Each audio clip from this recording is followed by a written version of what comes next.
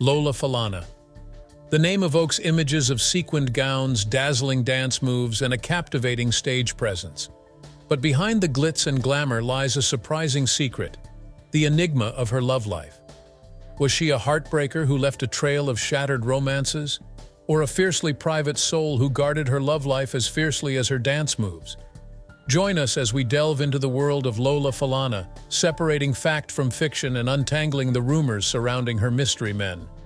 Early life, career beginnings. Falana Lola came into this world in Camden, New Jersey. She was the third of 3 children. Born to Cuban and African-American parents, Falana's father served in the United States Marine Corps before meeting her mother, who was African-American. He eventually became a welder. Falana began dancing at age 3, and by the time she was 5 years old, she was singing in the church choir. 2 additional siblings had joined Falana's family by the time they relocated to Philadelphia, Pennsylvania in 1952. During her time in junior high, Falana would go out with her mother to nightclubs to dance.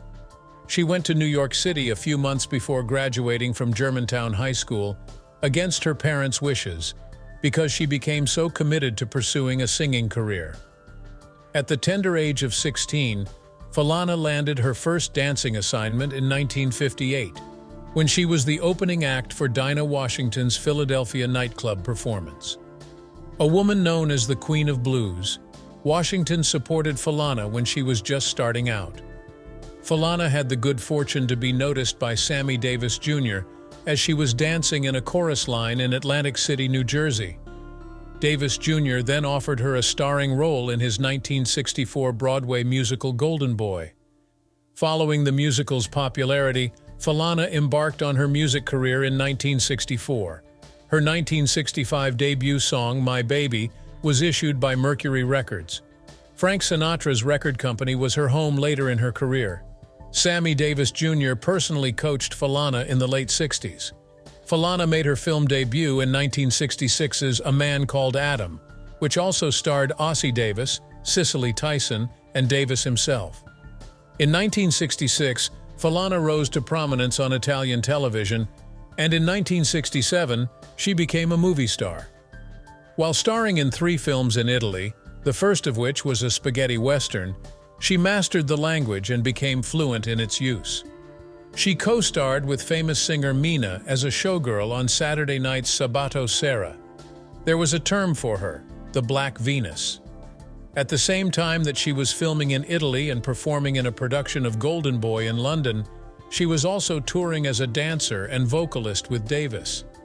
Even though Falana and Sammy Davis Jr. ended their amicable professional partnership in 1969, they are still friends. "I wanted to be known as something more," she told TV Guide, adding, "If I didn't break away, I would always be known as the little dancer with Sammy Davis Jr."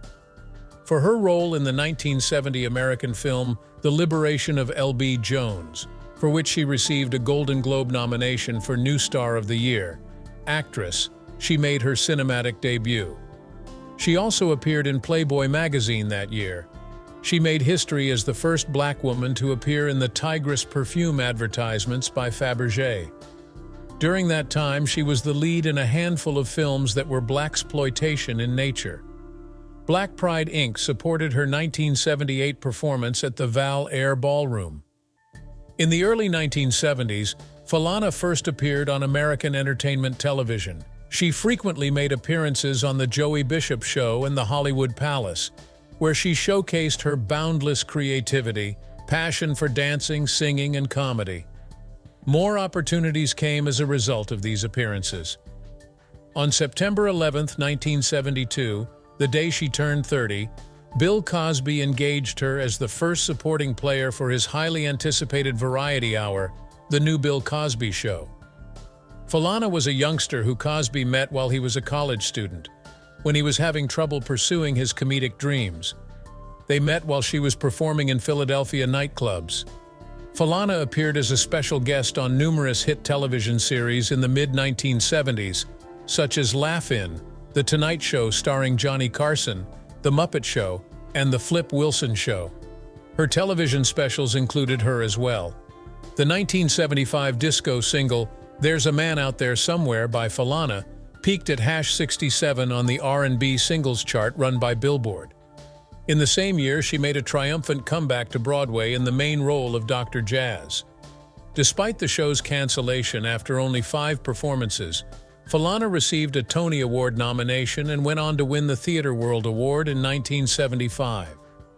Her former co-worker, Sammy Davis, Jr. helped her take her act to Sin City, where she quickly rose to stardom. By the 1970s, Falana had already earned the title of Queen of Las Vegas. Venues like the Sands, Riviera, and MGM Grand all had sold-out audiences when she performed. At last, she received a weekly performance fee of $100,000 from the Aladdin. Falana was the most paid female Las Vegas entertainer back then. A huge draw for tourists, her show ran for 20 weeks that year. Falana sought out more television roles while performing to sold-out audiences in Sin City. Her role was supposed to be a revival of the Vampira show from the 50s.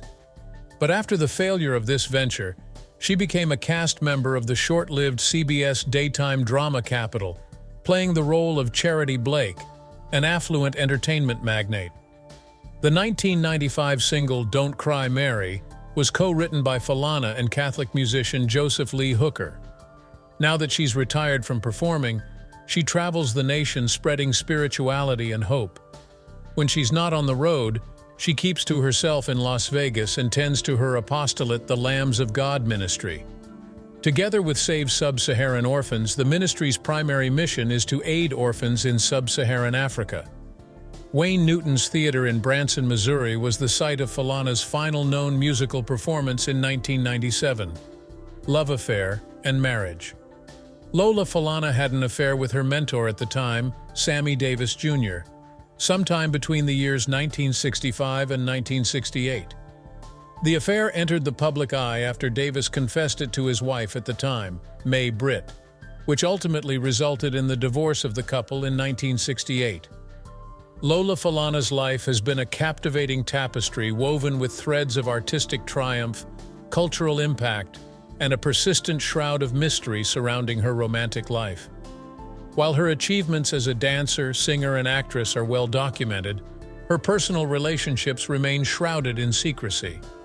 The list of men she's been linked to is tantalizingly incomplete, leaving fans and biographers piecing together fragments of a puzzle. One confirmed relationship, though shrouded in controversy, was her affair with Sammy Davis Jr. This superstar entertainer served as her mentor in her early years, and their professional connection blossomed into a passionate romance. However, this love story unfolded amidst a complex web of marital vows. Davis Jr. was married to actress May Britt at the time, and his public confession of the affair shattered their marriage, leading to a final divorce in 1968. Despite the drama, Falana did not pursue a lasting relationship with Davis Jr. after his divorce. In 1970, Falana took a step towards a more traditional path by marrying Feliciano Butch Tavares Jr., a member of the popular R&B group Tavares.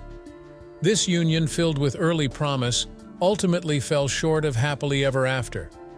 Their marriage sadly ended in 1975 after just 5 years. Both Butch Tavares and Falana remained single for the rest of their lives, leaving the reasons behind their short-lived marriage open to speculation. The whispers surrounding Falana's love life intensify after her divorce. Rumors swirled about a potential romantic connection with the legendary singer Smokey Robinson. His smooth vocals and captivating stage presence might have resonated with Falana, but concrete evidence of their relationship remains elusive. This speculation, fueled by whispers and innuendo, adds another layer of intrigue to the story. The lack of definitive information about Falana's love life has fueled public fascination. Was she fiercely private, preferring to keep her romantic entanglements out of the spotlight? Did she experience a great love that remained hidden from the public eye? Or perhaps did she dedicate her life to her flourishing career, prioritizing artistic fulfillment over personal relationships? Falana's nightclub performances.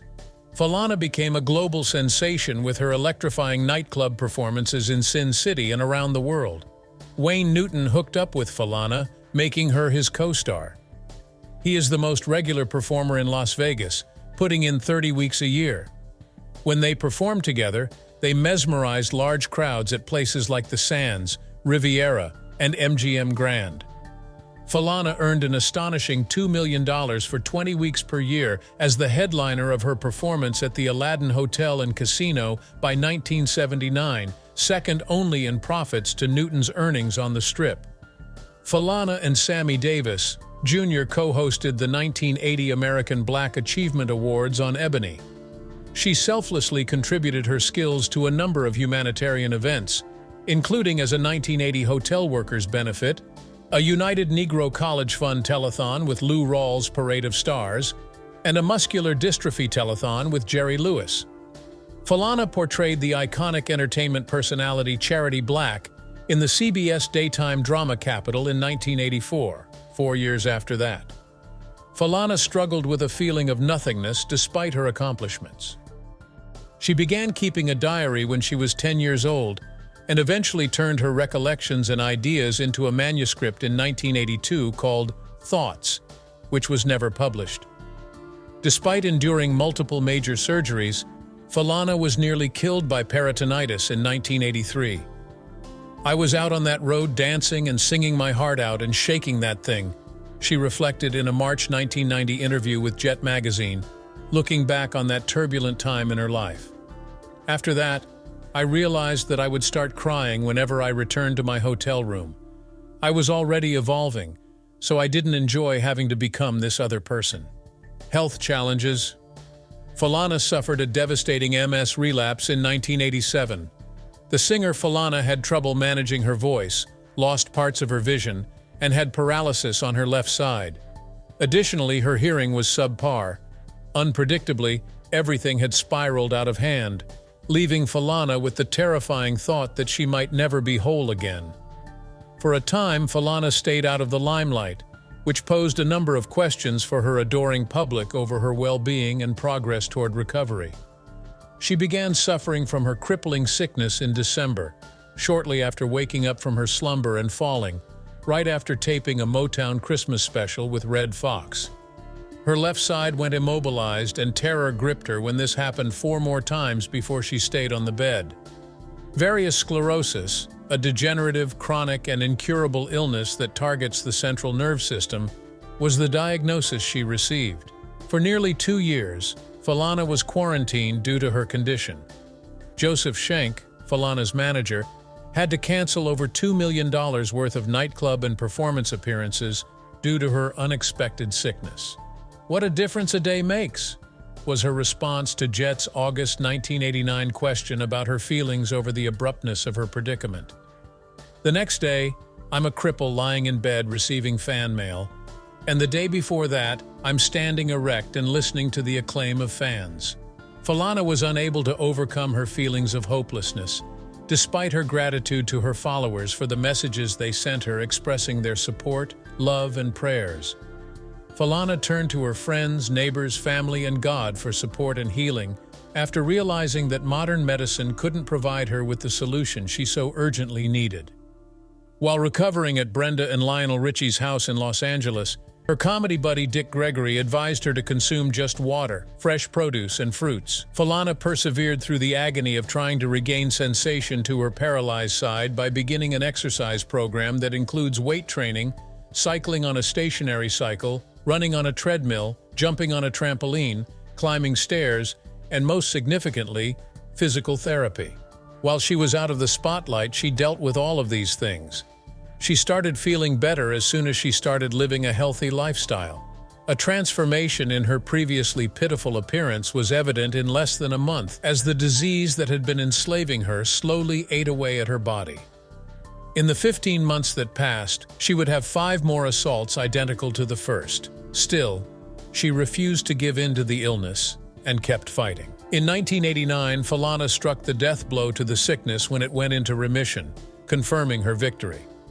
Falana devoted the most of her time to prayer in addition to her rigorous fitness regimen.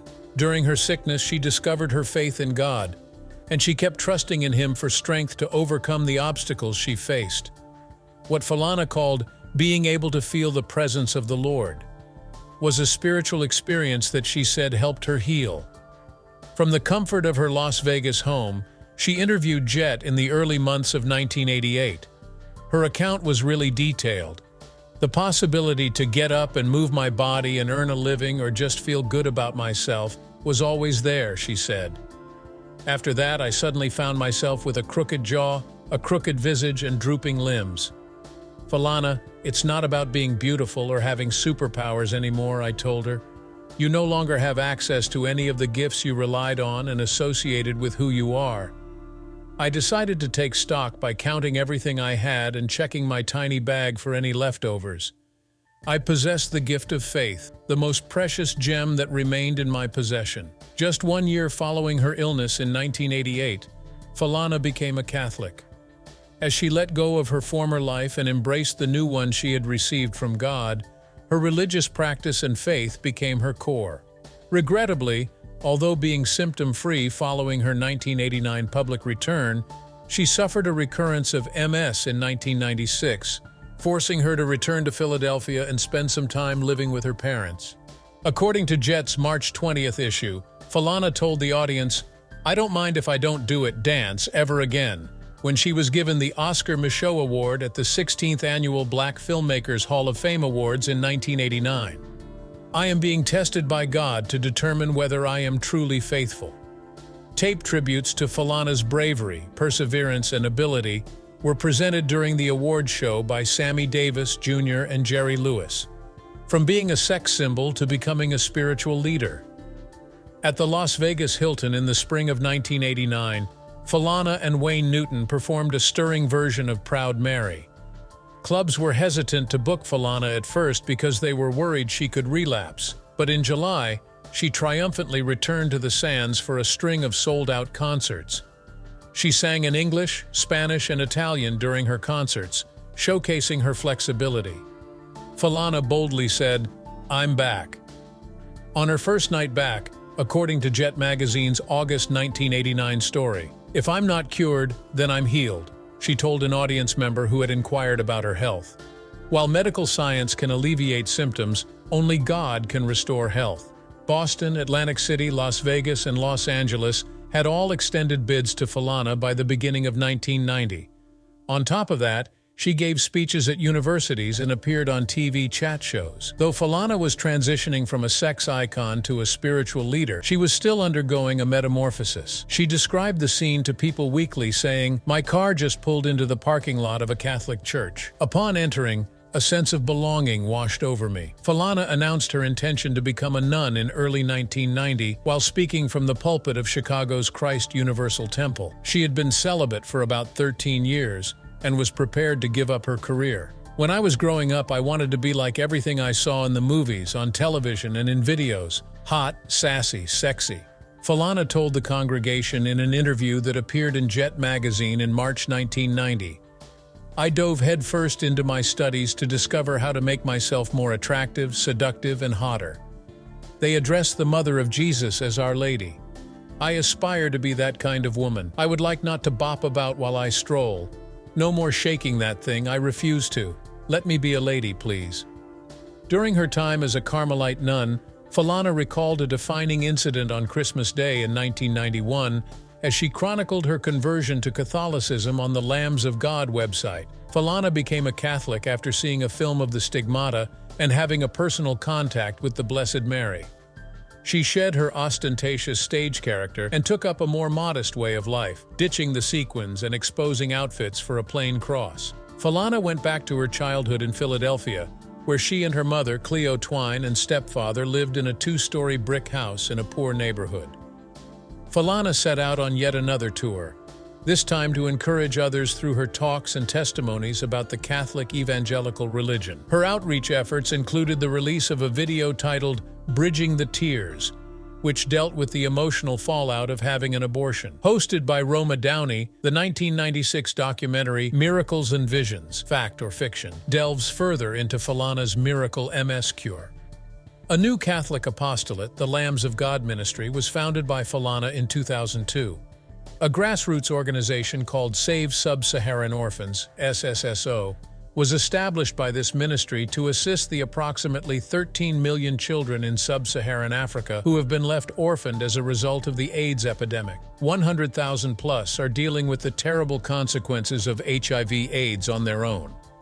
SSSO works non-stop to collect money so that orphanages can provide basic necessities, including housing, healthcare, and school supplies. During her participation on the Praise the Lord television program on the Trinity Broadcasting Network on March 20, 2003, Lola Falana openly discussed her life struggle and her unwavering support for SSSO.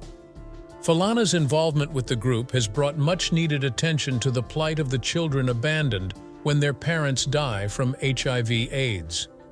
A constant manifestation of her altruism is her determination to ensure that victims' children live in an environment free from the shame that plagues victims' children. Her net worth. In her prime, Lola Falana was unrivaled as the Queen of Las Vegas.